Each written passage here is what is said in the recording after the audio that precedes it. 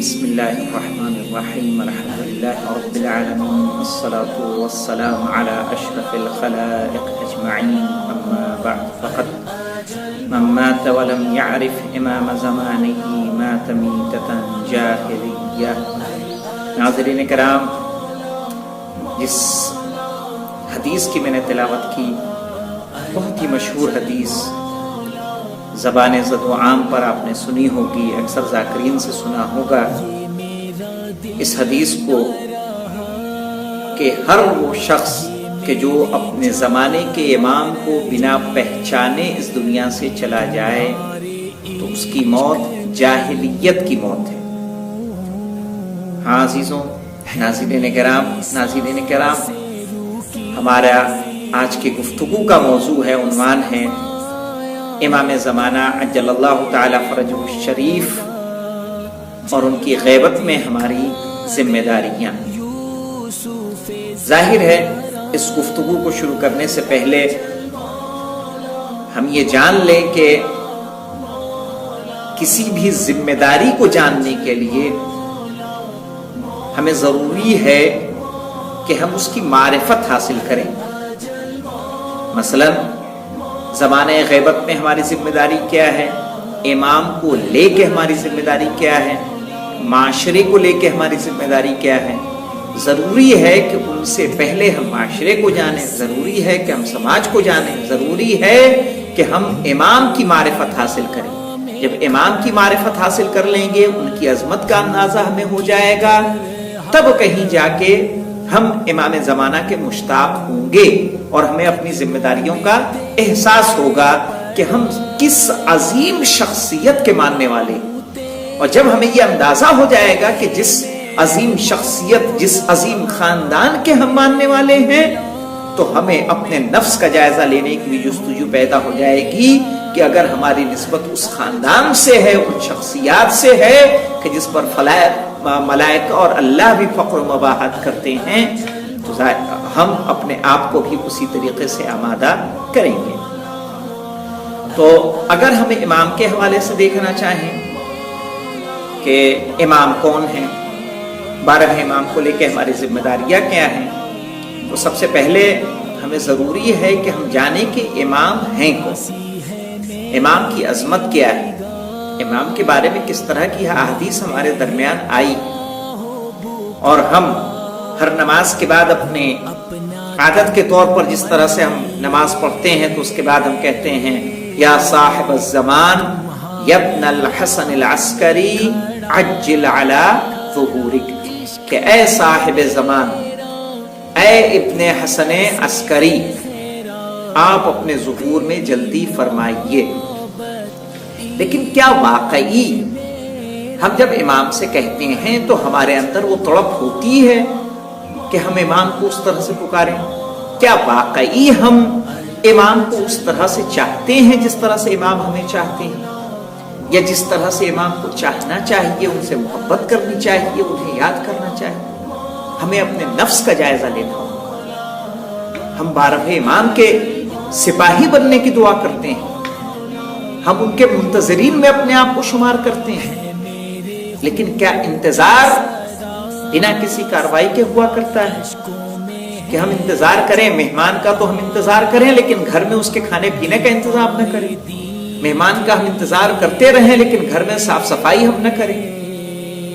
فیضان محترم، آپ اس بات پر غور کریں کہ ہم امام کو بلا رہے ہیں، ہم ہر نماز کے بعد امام کے تعجیل فرج کی دعا کرتے ہیں، لیکن اس دعا کے بعد ہم اپنے آپ کو کتنا آمادہ کرتے ہیں، اپنے نفس کو کتنا پاک کرتے ہیں، اپنے گھر کو کتنا پاک کرتے ہیں، اپنی روزی کو ہم نے کتنا پاک کیا ہے، ہمارے اندر سے اپنی برائیوں کو ہم نے کتنا نکالا ہے.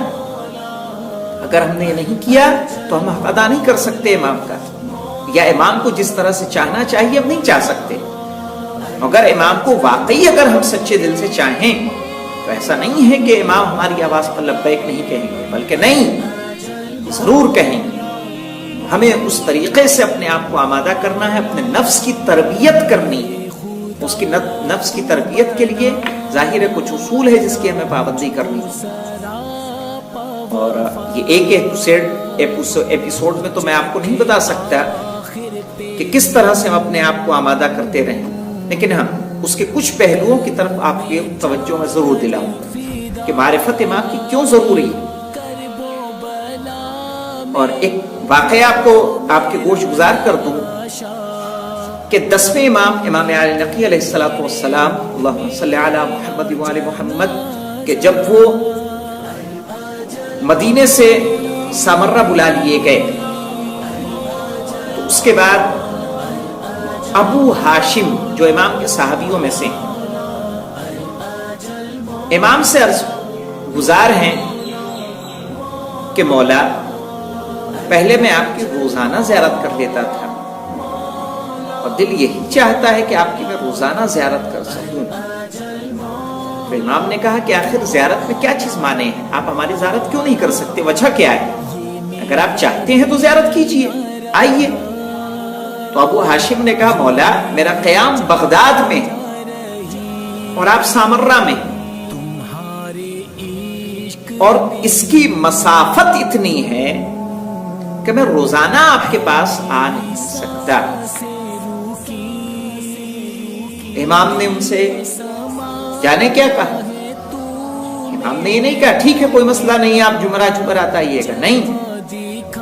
امام نے کہا جب انہوں نے یہ بات کہی کہ میں بغداد میں میرا قیام ہے، آپ سامرہ میں ہیں، اور جو میرے پاس سواری ہے وہ سواری سست ہے، اس کے اندر اتنی صلاحیت نہیں ہے کہ وہ تیز چل سکے.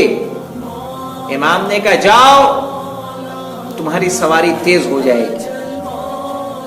اس دن کے بعد سے ابو ہاشم بیان کرتے ہیں کہ میں صبح کی نماز بغداد میں پڑھتا تھا، ظہر کی نماز، ظہر و عصر کی نماز میں امام کے پیچھے سامرہ میں ادا کرتا تھا، اور مغرب کی نماز پھر میں بغداد میں آ جایا کرتا تھا.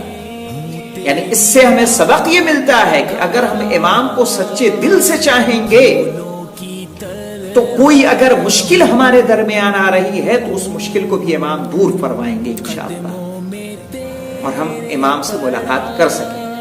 اور اس کے لیے ہمیں آمادہ ہونا، اور آمادگی کے لیے ظاہر ہے کہ امام کو ہم کیوں جانیں، تو کیوں کا جواب ہمیں اس حدیث سے مل سکتا ہے. اور جو میں یہ حدیث نقل کر رہا ہوں یہ حدیث بحار الانوار کی جلد 23 کے صفحہ 83 سے ہے، کہ جو حدیث بیان کر رہے ہیں چھٹے امام نے بیان کی ہے، اور بیان کرتے ہوئے بتاتے ہیں کہ امام حسین علیہ السلام یعنی قال خرج الحسین بن علی علیہ السلام علی اصحابہ، یعنی امام حسین علیہ السلام اپنے اصحاب کے سامنے برآمد ہوئے. فقال ایھا الناس، تو آپ نے فرمایا کہ اے لوگوں، ان اللہ عز وجل ذکرہ ما خلق العباد الا لیعرفوہ، کہ خداوند عالم نے کہ جس کا ذکر بلند ہو اس نے بندوں کو اس لیے نہیں پیدا کیا سوائے اس کے کہ وہ بندے اس کی معرفت حاصل کریں، یعنی خدا کو پہچانیں. یعنی ہماری خلقت کا اصل سبب معرفت خداوند عالم. اور ظاہر ہے جب ہم اللہ کو پہچان لیں گے کہ اللہ کس قدرت والا ہے، کس شان والا ہے، کتنا رحم کرنے والا ہے، فَإِذَا عَرَفُوهُ عَبَدُوهُ، امام فرما رہے ہیں امام حسین علیہ السلام کہ جب وہ اللہ کو پہچان لیں گے، اس کی عظمت کو جان لیں گے کہ اس نے ہمیں کیا کیا عطا کیا ہے، تو وہ اس کی عبادت کریں گے۔ فَإِذَا عَبَدُوهُ، اور جب ہم اللہ کی عبادت کریں گے، استغنوا بعبادته عن عبادتی ما سواہ، تو وہ مستغنی ہو جائیں گے اللہ کی عبادت کر کے دوسرے خداؤں کی عبادت سے۔ اندازہ لگائیے آپ کہ ہمیں اگر اللہ کی عبادت کرنی ہے تو ہمیں اللہ کی معرفت حاصل کرنی ہوگی، اس کی عظمت کو جاننا ہوگا کہ اللہ کتنا عظیم ہے۔ فقال له رجل، تو ایک آدمی کھڑا ہوا اور کھڑے ہونے کے بعد اس نے کہا یا ابن رسول اللہ بأبی انت و امی فما معرفت اللہ، کہا میرے ماں باپ آپ پر قربان ہے ابن رسول، یہ بتائیے کہ معرفت خدا کیا ہے؟ قال معرفت اہل کل زمان امامہم، اللہ کی معرفت یہ ہے کہ ہر زمانے کا کہ لوگوں کی ذمہ داری ہے کہ اس زمانے کے امام کو پہچانے، الذی یجب علیہم طاعتہ، اور وہ امام کہ جس کی اطاعت ان لوگوں پر واجب ہے، تو جس کی ہمیں پیروی کرنی ہے، ضروری ہے کہ ہم اس کی معرفت کو حاصل کریں۔ اور اس زمانے کا امام ہمارا کون ہے؟ اس زمانے کا ہمارا رہنما کون ہے؟ ہمارا رکھوالا کون ہے؟ ہماری پرسش کرنے والا کون ہے؟ ہم پر اپنی رحمتوں کو برسانے والا کون ہے؟ کون ہے وہ شخص کہ جس کی اطاعت ہم پر واجب ہے؟ کون ہے کہ جس کے ظہور کے بعد ہم اس کی پیروی کریں گے؟ وہ ذات کون ہے کہ جس کے ظہور کی، جس کے تعجیل فرج کی ہماری نماز کے بعد دعا کرتے ہیں؟ وہ کون ذات ہے کہ جس کے لیے ہم اللہم کل ولیک دعائے سلامتی امام زمانہ کی تلاوت کرتے ہیں؟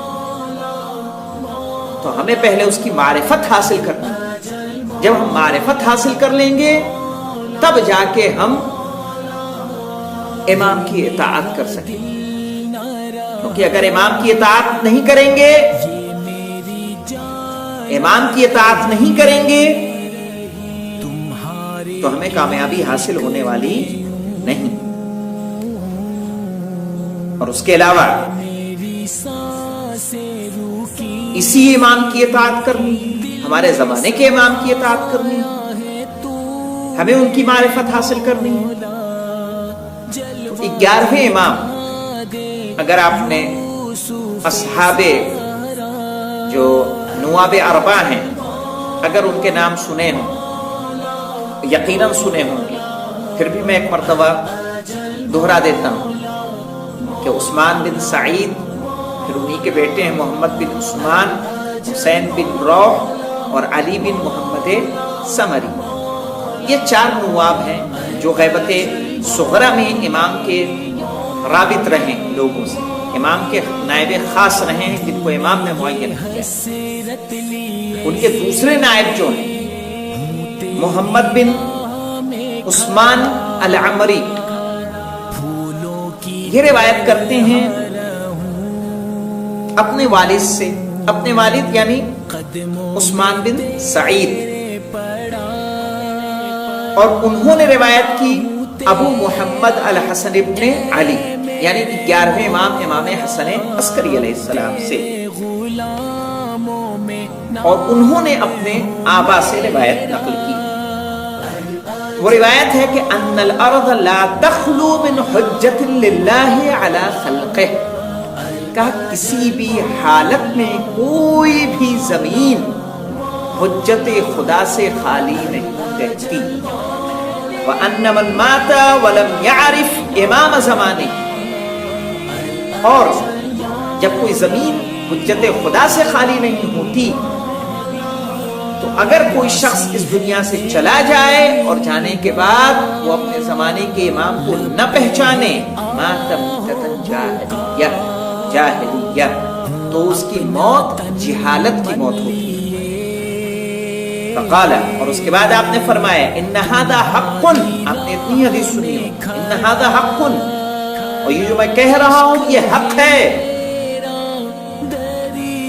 کما ان النہار حق، اسی کی طرح کہ جیسے دن کا نکلنا حق ہے، اس کا انکار کوئی نہیں کر سکتا ہے.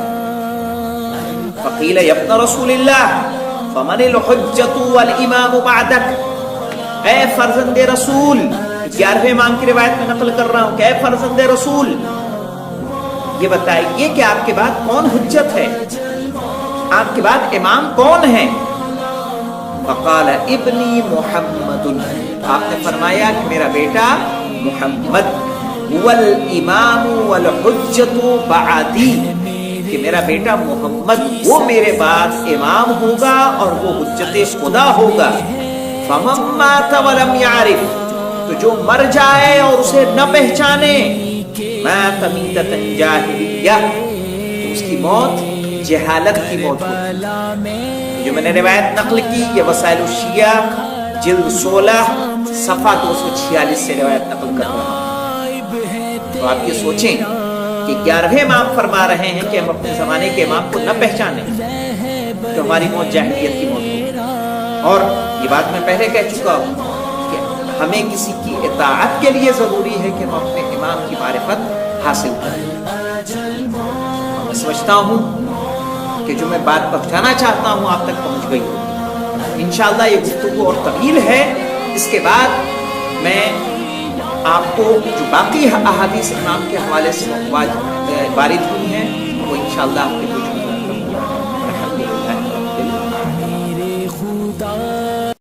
ایسا ہو ایک عاشورا، کعبے میں مجلس ہو برپا، تو ممبر پہ جلوہ نما، تو پڑھے مجلس ہم نہا، تیرے بنا ہو کیسے خواب یہ پورا، کعبے سے نکلے جلوس عاشورا.